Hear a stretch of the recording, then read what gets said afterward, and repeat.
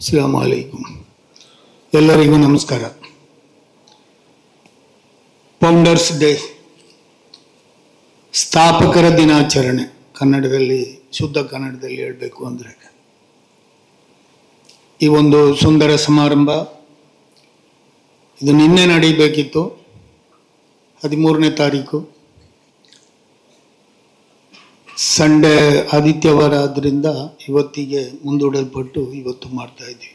ಈ ವೇದಿಕೆಯಲ್ಲಿರುವ ಎಲ್ಲ ನಮ್ಮ ಹಿರಿಯ ಹಿತೈಷಿಗಳು, ವೆಂಕಟರಾಯ ಪ್ರಭು, ಮೊಹಮ್ಮದ್ ಇಸ್ಮಾಯಿಲ್, ಅಬ್ದುಲ್ ರಹಮಾನ್, ನಮ್ಮ ಇವತ್ತಿನ ಚೀಫ್ ಗೆಸ್ಟ್ ಎಂ ಖಾನ್, ನನ್ನ ಶ್ರೀಮತಿ, ನನ್ನ ಪುತ್ರ ರೆಹಮಾನ್, ನನ್ನ ಸೊಸೆ ಶಹದ, ನನ್ನ ಮೂರನೇ ಮಗಳು ಫರೀದಾ, ನನ್ನ ಮೊದಲ ಮಗಳು ಉಮೇಯ,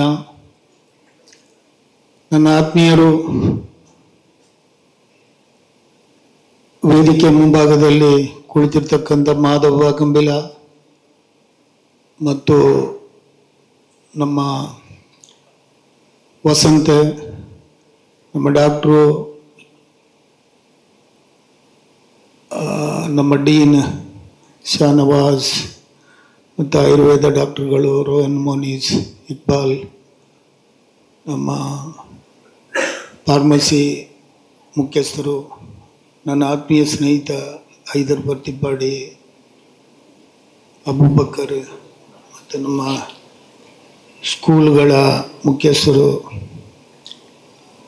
ಮತ್ತು ಆಯುರ್ವೇದ ಮೆಡಿಕಲ್ ಕಾಲೇಜಿನ ಪ್ರಿನ್ಸಿಪಾಲ್ ಮತ್ತು ಈ ಥರ ಎಲ್ಲ ನಮ್ಮ ಸಂಸ್ಥೆಯ ಸಹಪಾಠಿಗಳು ಮತ್ತು ಮಾಧ್ಯಮದ ಮಿತ್ರರು, ನನ್ನ ಸಂಸ್ಥೆಯಲ್ಲಿ ಕಲಿತಿರುವ ಎಲ್ಲ ಥರದ ವಿದ್ಯಾರ್ಥಿನಿಯರು, ನಿಮಗೆಲ್ಲರಿಗೂ ಸ್ಥಾಪಕರ ದಿನಾಚರಣೆಯ ಶುಭಾಶಯಗಳನ್ನ ಹೇಳ್ತಾ, ಸ್ಥಾಪಕರ ದಿನಾಚರಣೆ, ಫೌಂಡರ್ಸ್ ಡೇ ಯಾಕೆ ಮಾಡಬೇಕು ಅಂತ ಹೇಳುವ ಒಂದು ವಿಚಾರ ನನ್ನಲ್ಲೇ ಮೂಡಿತ್ತು. ಕಳೆದ 10 ವರ್ಷಗಳ ಹಿಂದೆ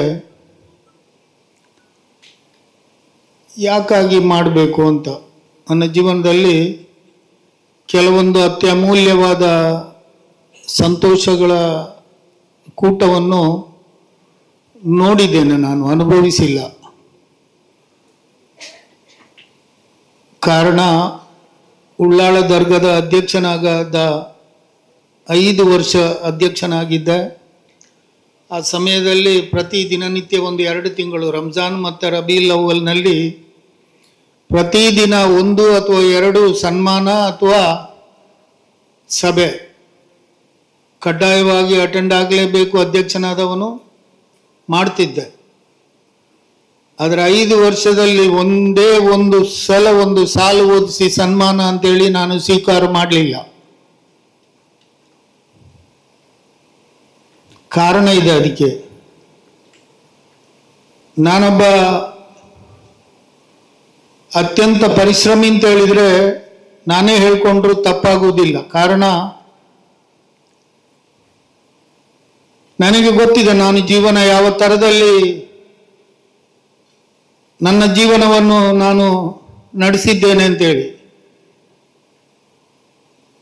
15 ವರ್ಷ ವಯಸ್ಸಿಗಿಂತ ಮುಂಚಿತವಾಗಿ ಕಠಿಣ ಪರಿಶ್ರಮ. 15 ವರ್ಷದ ವಯಸ್ಸು ನನ್ನ ವಯಸ್ಸಿನ ಮುಂಚಿತ, ಅಂದರೆ 12, 13, 14 ಆ ವಯಸ್ಸಿರ್ಬೋದು.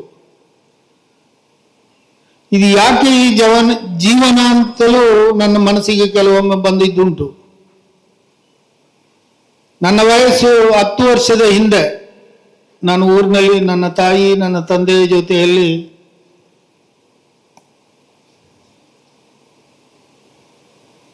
ವಿದ್ಯಾಭ್ಯಾಸವನ್ನು ಕೂಡ 10 ವರ್ಷಕ್ಕೆ ಬಿಟ್ಟಿದ್ದೆ ನಾನು.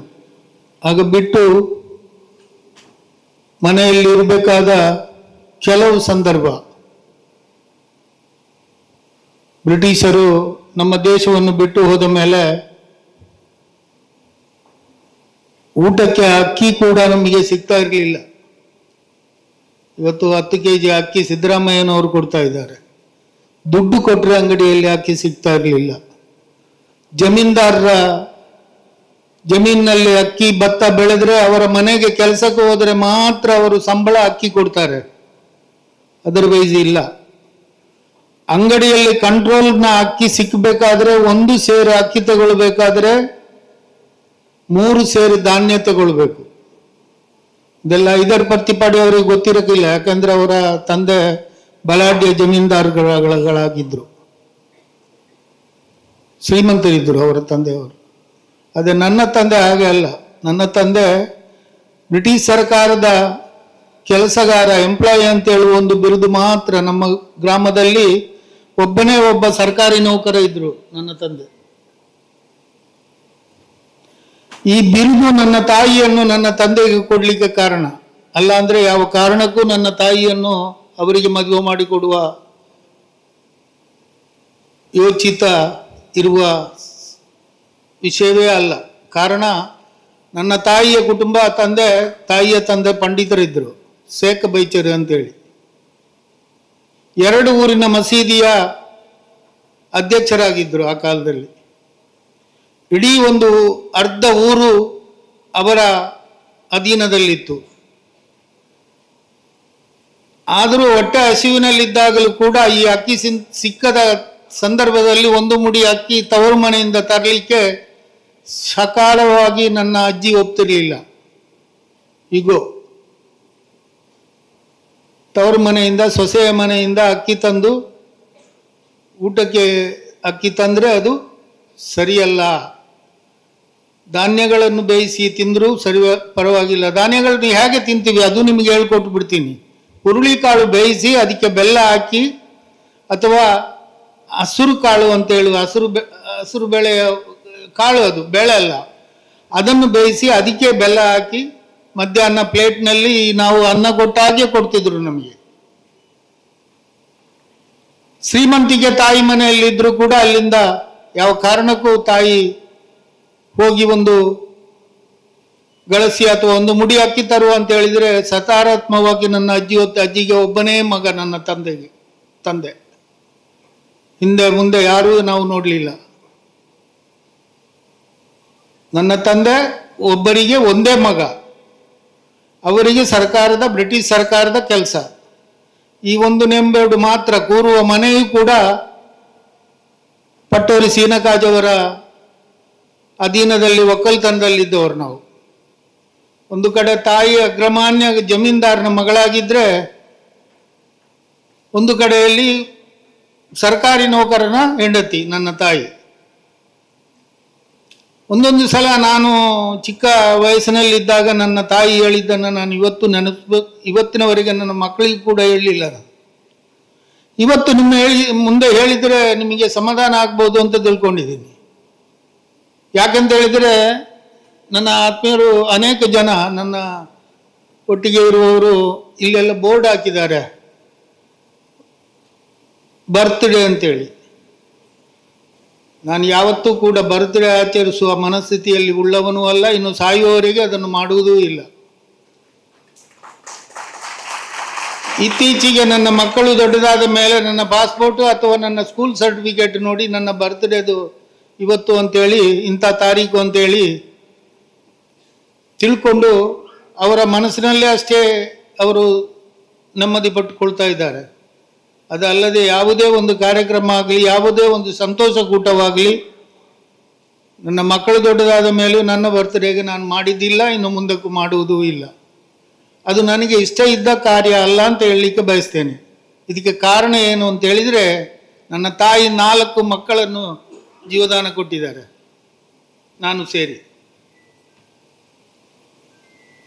ಎಲ್ಲ ಮಕ್ಕಳನ್ನು ತನ್ನ ಹೆರಿಗೆಯಲ್ಲೇ ಅತ್ಯಂತ ಸುಸೂತ್ರವಾಗಿ ಚೆನ್ನಾಗಿ ನನಗೆ ಹೆರಿಗೆ ಆಗಿದೆ. ಆದರೆ ನೀನು ಅಂದರೆ ನನ್ನನ್ನು ಬೆರಳು ತೋರಿಸಿ ಹೇಳ್ತಾ ಇದ್ರು, ನಿನ್ನನ್ನು ಹೆರಿಗೆ ಆಗಿ ನನಗೆ ಹೊಟ್ಟೆ ತುಂಬ ಅನ್ನವೂ ಕೂಡ ಸಿಗಲಿಲ್ಲ.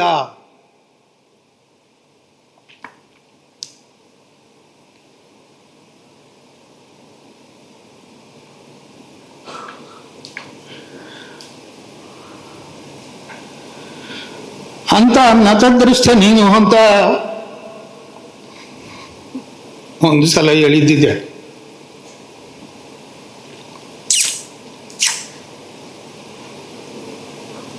ಇದೆಲ್ಲವನ್ನು ಮೀರಿ ನನ್ನ ಜೀವನ ಅತ್ಯಂತ ಸುಗಮವಾಗಿ ನಡೆಯಿತು. ಆ ಮಾತು ಇವತ್ತಿಗೂ ಕೂಡ ನನ್ನ ನೆನಪಿನಲ್ಲಿದೆ. ಅಂದರೆ ಅಷ್ಟು ಕಠಿಣ ನಾನು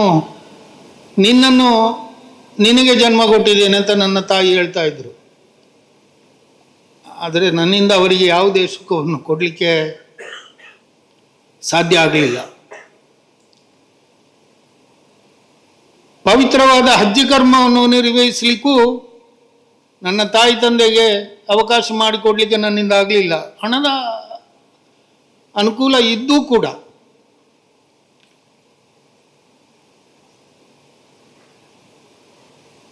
ಇದು ಒಂದು ಕಾರಣ.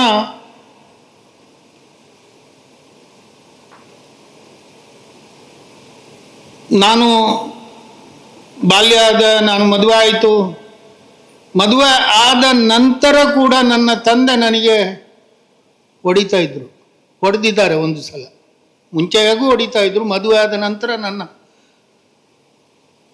ಹೆಂಡತಿಯ ಮುಂದೆನೆ ಕಾರಣಾಂತರದಿಂದ ನೀವು ರಿಸೈನ್ ಕೊಡಬೇಕು, ಕೆಲಸಕ್ಕೆ ಹೋಗಬಾರ್ದು, ನೀವು ಬ್ರಿಟಿಷ್ ಕಂಪನಿಯ ಕೆಲಸ ಮಂಗಳೂರಿನಲ್ಲಿ ಜಪ್ಪುನಲ್ಲಿ ನನ್ನ ತಂದೆಗೆ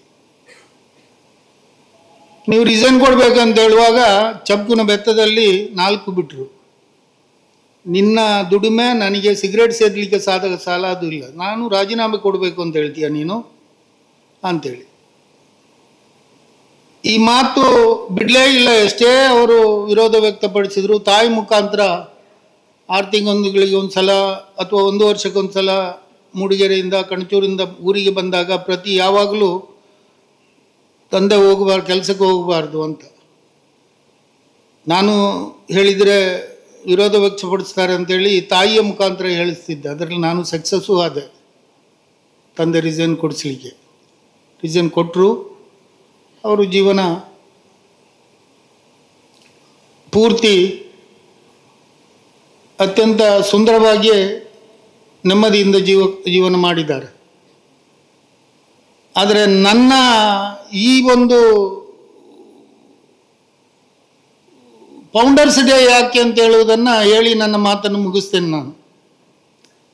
ಈಗ ನೀವು ಹೇಮ್ ಖಾನ್ ಅವರು ಅನೇಕ ವರ್ಷಗಳ ಕಾಲ ಟೀಚರ್ ಆಗಿ ಪ್ರೊಫೆಸರ್ ಆಗಿ ಎಲ್ಲ ಕೆಲಸ ಮಾಡಿದರು. ಅವರಿಗೆ ಒಂದು ವೈಸ್ ಚಾನ್ಸಲರ್ ಆಗುವಾಗ ಆ ಸಂತೋಷನೇ ಬೇರೆ ಅವರಿಗೆ ಜೀವನದಲ್ಲಿ. ಅವರು ಮಾಡಿದ ಕಷ್ಟ ಕಾರ್ಪಣ್ಯಗಳಿಗೆ ಒಂದು ಪ್ರಮೋಷನ್. ಇನ್ನು ನೀವು ಕೂಡ ಟೀಚರ್ ಆದವರು, ನಿಮಗೆ ಪ್ರಮೋಷನ್ ಒಂದು ವೇಳೆ ನೀವು ಟೀಚರ್ ಆಗಿದ್ದವರಿಗೆ ಒಂದು ಅದರಿಂದ ಎತ್ತರದ ಕೆಲಸ, ಅಥವಾ ಉದಾಹರಣೆಗೆ ನಿಮಗೆ ಆ ಒಂದು ಇನ್ನೊಂದು ಕಾಲೇಜಿನಲ್ಲಿ ಪ್ರಿನ್ಸಿಪಲ್ರಾಗಿ ಟೀಚರ್ ಆಗಿದ್ದವರಿಗೆ ಪ್ರಿನ್ಸಿಪಲ್ರಾಗಿ ಕಾರ್ಯನಿರ್ವಹಿಸಲಿಕ್ಕೆ ಸಿಕ್ಕಿದರೆ ಅದು ಅತ್ಯಂತ ಸಂತೋಷದ ವಿಷಯ. ಇನ್ನು ಸರ್ಕಾರಿ ಅಧಿಕಾರಿಗಳಿಗೆ ಪ್ರಮೋಷನ್ ಅಂತ ಕಾಲಕ್ಕೆ ಸಿಗ್ತದೆ, ಅದು ಅವರಿಗೆ ಒಂದು ಸಂತೋಷ ತರ್ತದೆ. ನನ್ನ ಜೀವನದಲ್ಲೂ ಈ ಫೌಂಡರ್ಸ್ ಡೇಗೆ ಅದೇ ಮಹತ್ವ. ನಾನು ನಮ್ಮ ಪ್ರೊಫೆಸರ್ ಹೇಳಿದ್ದು ಸುಳ್ಳಲ್ಲ. 2000 ಇಸ್ವಿಯಲ್ಲಿ 2-3 ಜನರನ್ನು ನಾನು ನೆನೆಸ್ಕೊಳ್ಬೇಕಾಗ್ತದೆ. ಒಂದು ಸಾಧುಕುಂಜಿ ಮಾಸ್ಟರ್, ಅವರು ದಿವಂಗತರಾಗಿದ್ದಾರೆ. ಅವರ ಪರಲೋಕ ಜೀವನ ಸುಂದರವಾಗಿರಲಿ, ಅವರಿಗೆ ಸ್ವರ್ಗ ಸಿಗಲಿ ಅಂತ ಹಾರೈಸ್ತೇನೆ. ಅವತ್ತು ಹೋಗಿ ಕೇಳಿದವಾಗ ಅವರು ಅನೇಕ ಮಾತುಗಳನ್ನು ನನ್ನ ಹತ್ರ ಹೇಳಿದ್ದಾರೆ. ನಮಗೆ ಯಾವತ್ತು ಬಾಂಧವ್ಯ ಇರಲಿಲ್ಲ ಅದಕ್ಕಿಂತ ಮುಂಚೆ. ನಿನ್ನ ಹತ್ರ ದುಡ್ಡು ಎಷ್ಟುಂಟು, ನೀನು ಎಷ್ಟು ಹಣ ಇಟ್ಟಿದ್ದೀಯಾ ಅಂತಲೂ ಕೂಡ ಅವರು ಕೇಳಲಿಲ್ಲ ನನ್ನ ಹತ್ರ ಒಂದೇ ಮಾತು ಕೇಳಿದರು, ನಿನ್ನ ಹತ್ರ ಜಾಗ ಎಷ್ಟಿದೆ ಅಂತ. ಅದನ್ನು ಅವ್ರು ಹೇಳಿದರು. ಈಗ ಆ ಕಾರಣದಿಂದ ನನ್ನ ಹತ್ರ ಬೇಕಾದಷ್ಟು ಜಾಗ ಇದೆ ಸರ್, ಈ ಥರ ಇದೆ ಅಂತ ಹೇಳಿದ್ದಕ್ಕೆ ಅವರು ಒಪ್ಕೊಂಡ್ರು. ಅವರ ಸಹಕಾರ ಇವತ್ತಿನವರೆಗೆ ಇದೆ.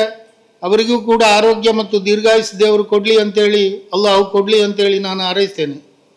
ಕಾರಣ ಅನೇಕ ಜನರ ಸಹಕಾರ ಈ ಸಂಸ್ಥೆಗೆ ಇದೆ. ಶುಕ್ಲರ ಬಗ್ಗೆ ಮಾತಾಡಿದರು, ಇಂಗ್ಲೀಷ್ ಚೆನ್ನಾಗಿತ್ತು ಶುಕ್ಲ ಅಂತ. ಶುಕ್ಲಾ ಸುವರ್ಣ ಅಂತೇಳಿ ಮಂಗಳೂರಿನ ಒಂದು ನಮ್ಮ ಊರಿನ ಮಹಿಳೆ. ಅವರು ಇವತ್ತು ಅಮೇರಿಕಾದಲ್ಲಿ ಗಂಡನ ಜೊತೆಯಲ್ಲಿ ಸಂಸಾರ ಮಾಡ್ತಾ ಇದ್ದಾರೆ. 5 ವರ್ಷಕ್ಕೆ 3 ವರ್ಷಕ್ಕೆ ಒಂದು ಸಲ ಬಂದರೆ ಇವತ್ತು ಕೂಡ ನನ್ನ ಮನೆಗೆ ಬಂದು ನನ್ನ ಮಿಸ್ಸಸ್ ಹತ್ರ ಮಾತಾಡಿ, ನಾನು ಸಿಗದೇ ಇದ್ದರೂ, ನಾನು ಆಫೀಸಲ್ಲಿದ್ದರು, ಹೇಗಿದ್ದಾರೆ ಮನು ಸರ್, ಆರೋಗ್ಯ ಆಗಿದೆ ಅವ್ರದ್ದು ಅಂತ ತಿಳ್ಕೊಂಡು ಒಂದು ಸಲ ಅಥವಾ 2 ಸಲ ಒಂದು 10 ದಿವಸ ಇದ್ದರೆ ಬಂದು ಹೋಗ್ತಾರೆ.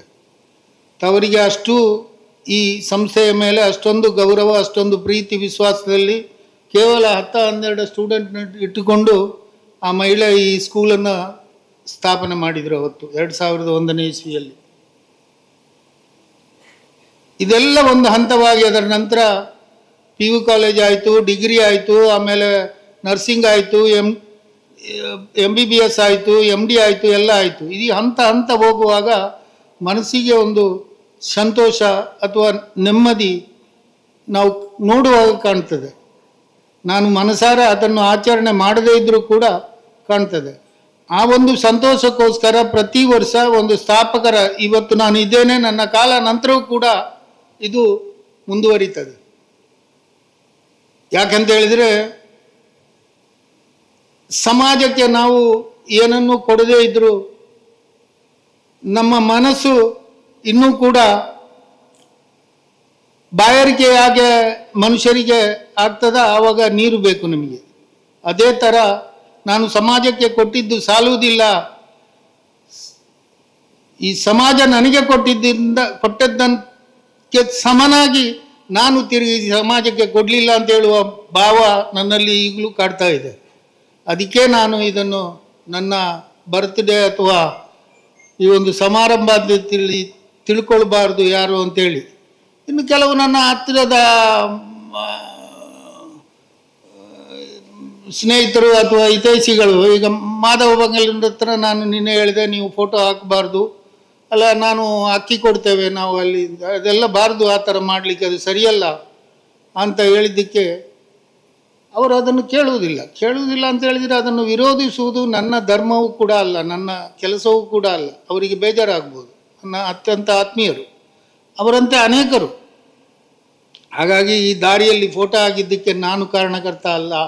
ಇಷ್ಟೆಲ್ಲ ಹೇಳಲಿಕ್ಕೆ ನಿಮಗೆ, ದಾರಿಯಲ್ಲಿ ಫೋಟೋ ಹಾಕಿಸ್ಕೊಂಡು ಮೆರೀತಾ ಇದ್ದಾರೆ ಕಣಚೂರು ಮೋಣು ಅಂತ ಯಾರಾದರೂ ನನ್ನ ಈ ಮಕ್ಕಳು ಅಥವಾ ಹಿರಿಯ ಅಧಿಕಾರಿಗಳು, ಹಿರಿಯ ನಮ್ಮ ಸಂಸ್ಥೆಯ ಮುಖ್ಯಸ್ಥರುಗಳು ತಿಳ್ಕೊಂಡ್ರೆ ಅದು ಸರಿಯಲ್ಲ ಅಂತ ನಾನು ಹೇಳ್ತೇನೆ. ನಾನು ಇದನ್ನೆಲ್ಲ ಹೇಳಿದ್ದು ಯಾಕೆ ಅಂತ ಹೇಳಿದರೆ,